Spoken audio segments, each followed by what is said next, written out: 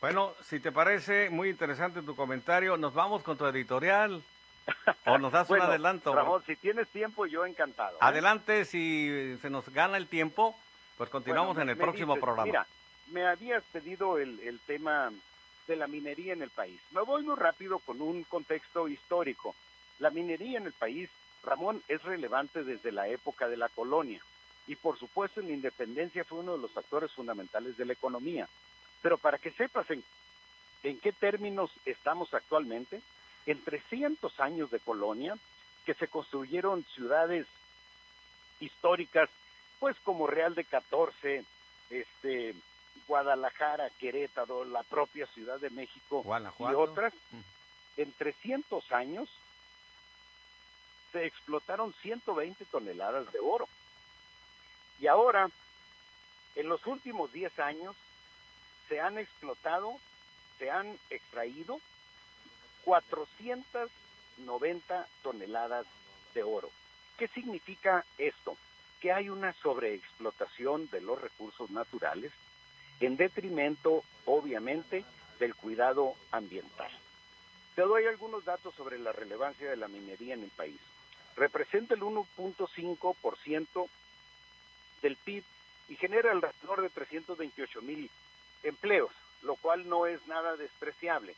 Pero no, los beneficios que genera no alcanzan a compensar los daños que produce esta explotación despiadada de los recursos naturales. Te pongo un caso. En San José del Progreso, Veracruz, Oaxaca, que es el tercer municipio más pobre del país, hay una mina canadiense que explota oro y que se estiman sus ingresos en el año 2013 por alrededor de 360 millones de dólares, de los cuales, mediante una serie de subterfugios, de deducibilidad y cosas de ese tipo, terminó pagando en ese mismo año solo 2 millones de pesos de impuestos, dejando, eso sí, un manto de contaminación por el reguero de mercurio que se utiliza para la separación del oro del resto de los metales. El problema fundamental que tiene la minería en el país es el de la concentración. Está concentrada y dominada, concentrada en unas cuantas manos y dominada por 3 empresas, principalmente por Grupo México, que ya sabemos los daños que causó en el río Sonora y no me voy a meter ahorita en ese tema. El otro es el Grupo Frisco, propiedad del hombre más rico del país, Carlos Slim. El segundo hombre más rico de México, curiosamente o no curiosamente, explicablemente, es precisamente el dueño de Grupo México, Germán Larrea. Y el tercer grupo es Peñoles. Estos tres grupos concentran alrededor de 36 distritos sociales en el país, derivado fundamentalmente de las bajas o raquíticas condiciones laborales en las que prestan sus servicios los trabajadores.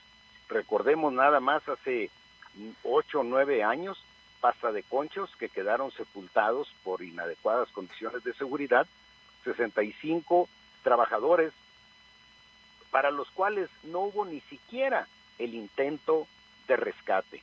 Y el gobierno, cómplice de la empresa, se acudió antes que la propia empresa a justificar la imposibilidad técnica de rescatar los cadáveres sin antes haber hecho siquiera el menor esfuerzo.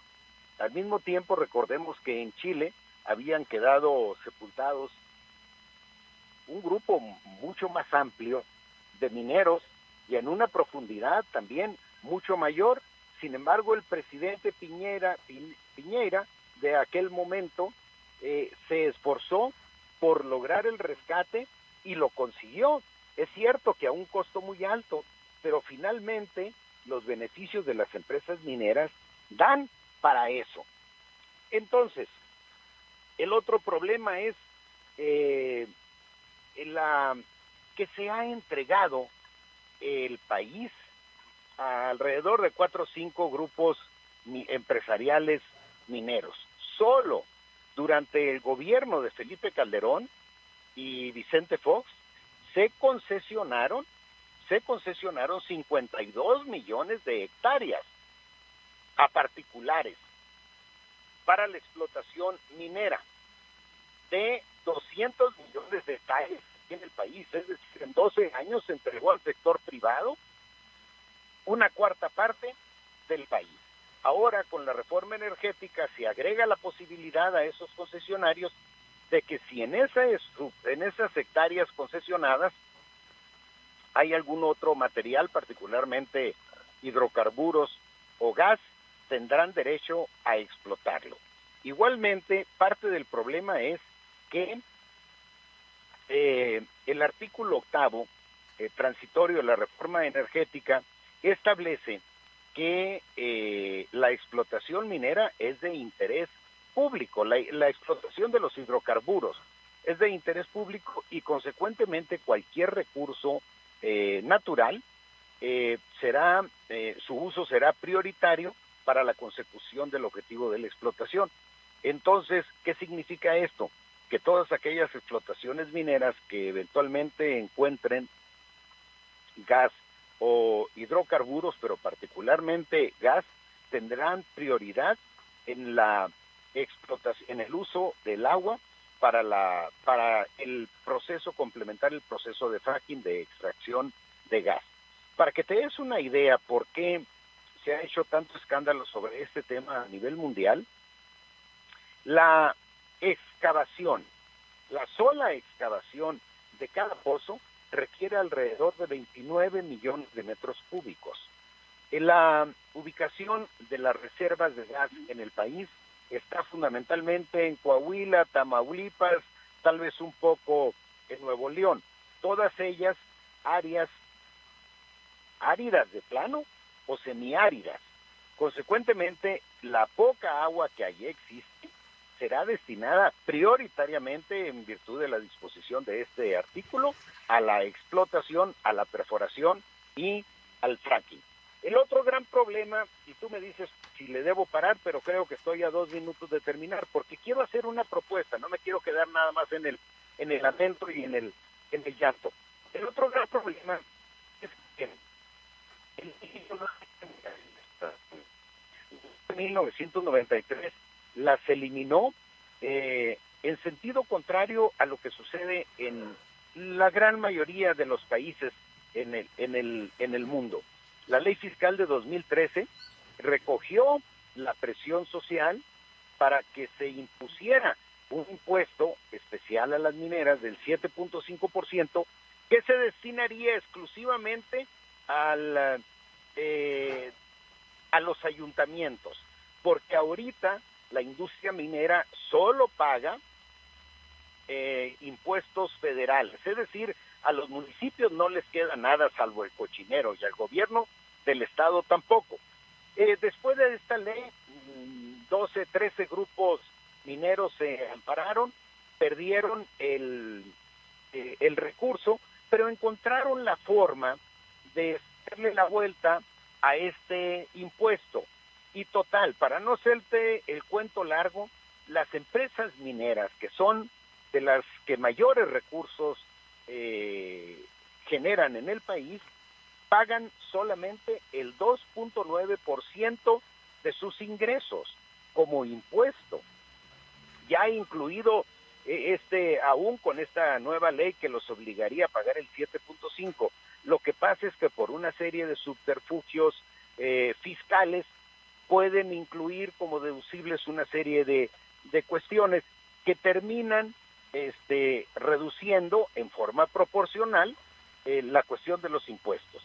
El asunto es, la gravedad es que solo pagan el 2.9% de sus ingresos cuando yo pago el 35%, tú igualmente, y lo que menos paga un mexicano en impuestos es el IVA, que es del 16%.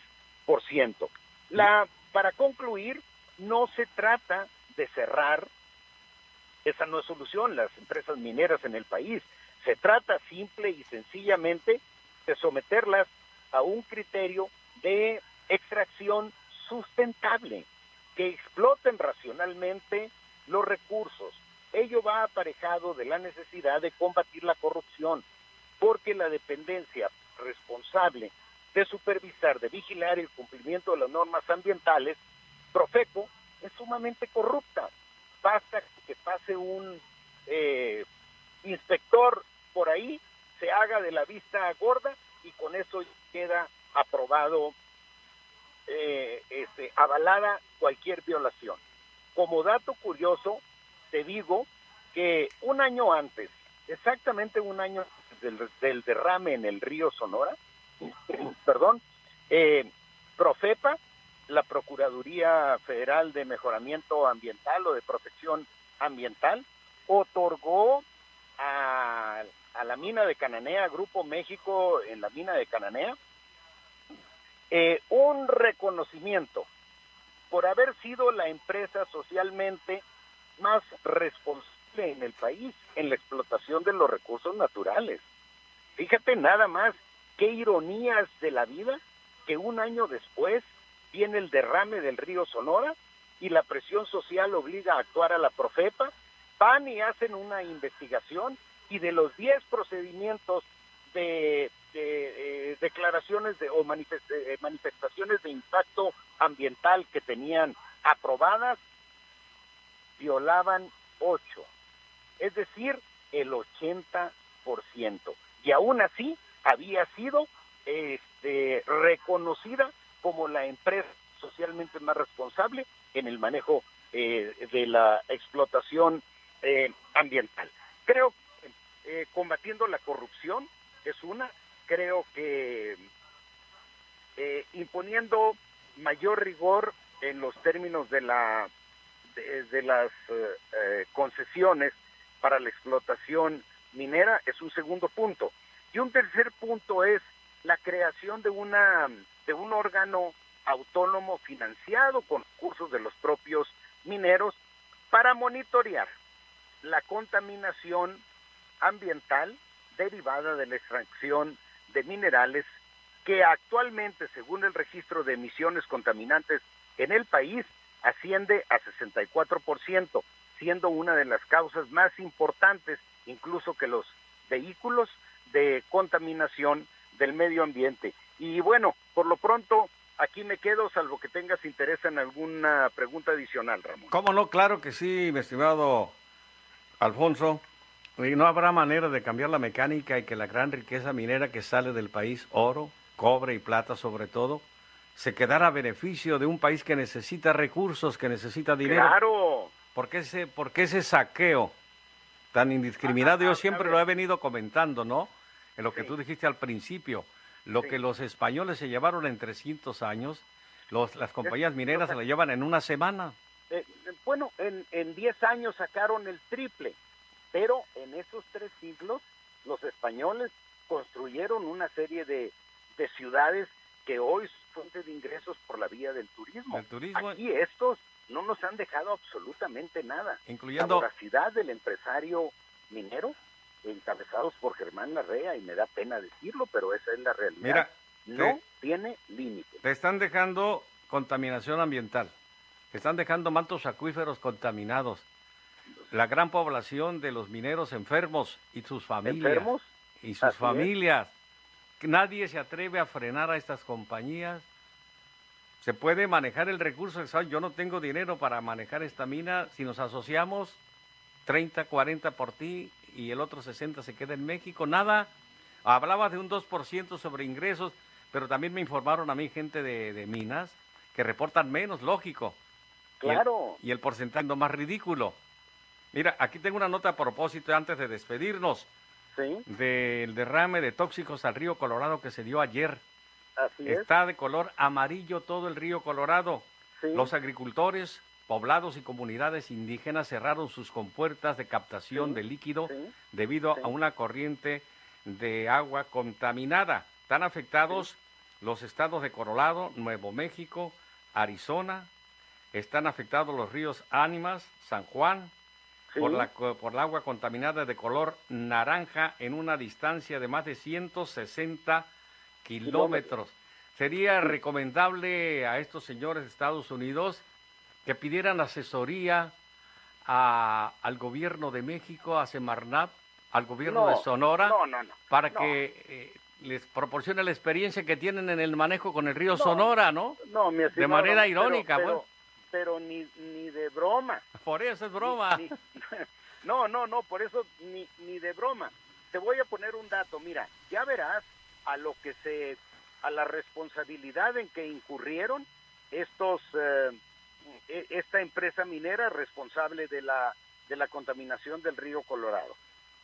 ¿Recuerdas tú la contaminación del Golfo de México por British Petroleum? Sí, cómo no. La sanción ascendió a $18 mil millones. 18 mil millones de dólares, es decir, la recuperación del ambiente y la indemnización por pérdidas, por el nivel de pérdidas que hayan tenido absolutamente todos los afectados. ¿Qué pasó con la contaminación del río Sonora? Que acabó con la economía de todos los pueblos de esa región, afectando a 22 mil habitantes. ¿Sabes a cuánto ascendió la multa que le impuso Profepa? A 23 millones de pesos. Por supuesto que se carcajean. Y sí, acepto la ironía con la que propones que pidan asesoría. Los norteamericanos acudan a la experiencia de control de daños de las instituciones ambientales del país. Por eso te digo, manera de burla, de ironía, que le pidan asesoría a Padres, a Peña Nieto y a las direcciones, que cómo manejaron el río Sonora. Oye, si tengo un minuto, mira, es muy importante, Ramón, ¿cómo podemos modificar el esquema? Tenemos que cambiar el modelo económico que está centrado en el beneficio de unos cuantos. Todos esos beneficiarios, de grandes beneficiarios del país, Ramón, caben en un elevador, mientras 55 millones de mexicanos están por debajo del umbral de pobreza. Es decir, 55 millones de mexicanos no saben qué van a comer hoy en el transcurso del día, ya no te digo en la noche, ni siquiera para un mendrugo de pan, y ahí van millones y millones de niños. No podemos seguir con este modelo. ¿Qué tenemos que hacer para cambiar este modelo? Votar por candidatos distintos a los que están impulsando este modelo. Y no me voy a ahorrar el comercial, Ramón, este no es un espacio partidario, pero la única opción, visión distinta, es la de Andrés Manuel López Obrador. Todos los demás, de las figuras políticas aspirantes a puestos, a gubernaturas, a senadurías, diputaciones y a la presidencia de la República, están repitiendo como pericos la necesidad de consolidar el modelo globalizador y de libertad total del mercado.